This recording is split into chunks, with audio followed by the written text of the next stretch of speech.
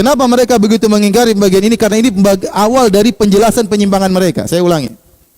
Kenapa mereka begitu benci dengan pembagian ini? Karena pembagian ini adalah metode awal untuk menjelaskan penyimpangan apa? Mereka. Taib. Dalil yang kedua, ya. Ini hanya apa? Metode pembelajaran.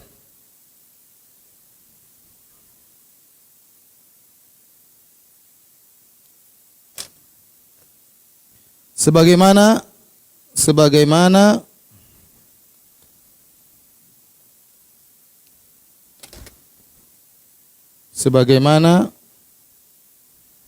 hukum dibagi menjadi 5. Bagi menjadi 5. Sebagaimana kata dalam bahasa Arab dibagi menjadi 3. Ini cuma metode pembelajaran. Kalau kita dalam bahasa Arab kita namanya isim, fi'il, harfun. Ada namanya isim, ada namanya kata kerja, kata benda, kata kerja, huruf. Nabi juga tidak pernah bagi-bagi seperti ini. Contoh masalah fikih, Nabi tidak pernah bagi hukum fikih ada wajib, ada sunnah, ada mubah, ada makruh, ada haram. Siapa yang bagi? Orang belakangan. Kenapa dibagi? Supaya tidak ada kerancuan. Jangan disangka setiap perintah Nabi semuanya wajib. Jangan disangka setiap larangan Nabi semuanya haram. Maka perlulah pembagian para ulama menjelaskan. Tidak semua yang diperintah oleh Nabi wajib otomatis. Ada wajib, ada sunnah. Bahkan ada yang mubah. Al-amr ba'dal hazar. Perintah setelah larangan bisa jadi mubah. Tidak semua perintah otomatis jadi wajib. Nah, untuk itu adakan pembagian. Dibagilah namanya wajib, mandub atau sunnah, kemudian mubah. Ya, kemudian setelah itu pembagian lagi yang namanya makruh, yang namanya apa? Haram. Apakah Nabi pernah bagi-bagi seperti itu? Tidak pernah.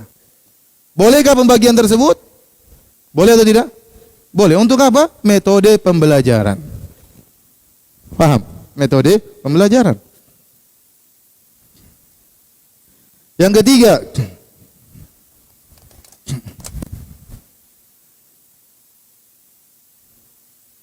ahlul bid'ah juga membagi. Banyak orang protes dibilang ahlul bid'ah ya. Karena mereka bid'ahnya bid'ah hasanah ya. Jadi ahlul bid'ah hasanah ya. Juga membagi ya. Sebagian mereka juga membagi. Contoh. Dalam buku-buku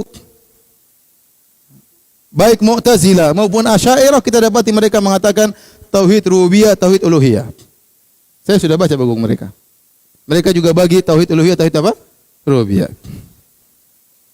Dalam buku-buku mereka juga mereka membagi tauhiduz zat, tauhidus sifat.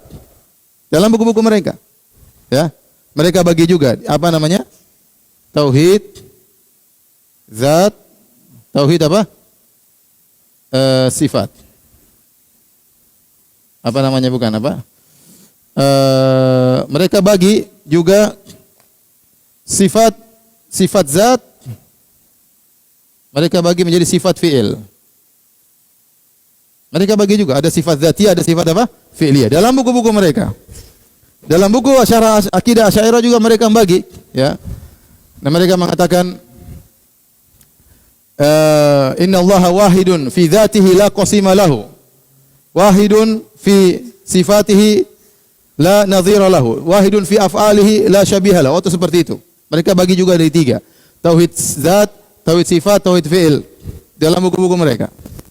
Mereka juga bagi.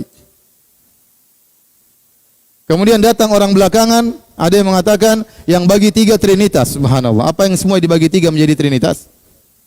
Kalau saya punya istri 3, saya bagi 3, kemudian rumahnya bagi 3, trinitas. Sepertinya, apa hubungannya trinitas dengan ini? Orang bagi kata menjadi 3, trinitas.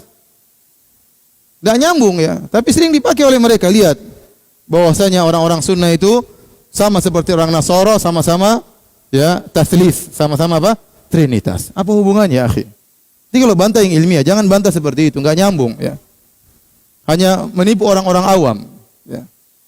Paham? Jadi inilah sekedar kita punya wacana bahwa bagian ini hanyalah sekedar metode pembelajaran. Anda tidak membagi juga enggak ada masalah. Yang penting kontennya benar. Yang penting Anda jangan menyimpang dalam tauhid uluhiyah, jangan menyimpang dalam rububiyah, jangan menyimpang dalam tauhid asma sifat. Kenapa mereka begitu mengingkari bagian ini? Karena ini awal dari penjelasan penyimpangan mereka. Saya ulangi. Kenapa mereka begitu benci dengan pembagian ini? Karena pembagian ini adalah metode awal untuk menjelaskan penyimpangan apa? Mereka tidak mau kalau orang minta di kuburan dikatakan musyrik, mereka enggak mau. Kita tidak bisa menjelaskan dengan gamblang kalau kita kecuali dengan menjelaskan pembagian ini. Paham? Betapa banyak orang merasa tidak musyrik kecuali kalau pindah agama. Tapi kalau dia minta-minta kepada penghuni kubur dia tidak merasa musyrik. Kalau dia potong kambing buat jin dia tidak merasa musyrik. Saya sholat kok, saya haji kok. Iya, Anda musyrik. Kenapa musyrik? Ya, kita jelaskan Anda musyrik dalam tauhid apa? Uluhiyah. Dalam rububiyah Anda benar. Paham? Jadi saya ulangi kenapa mereka benci pembagian ini, karena ini adalah awal dari penjelasan untuk menjelaskan penyimpangan mereka.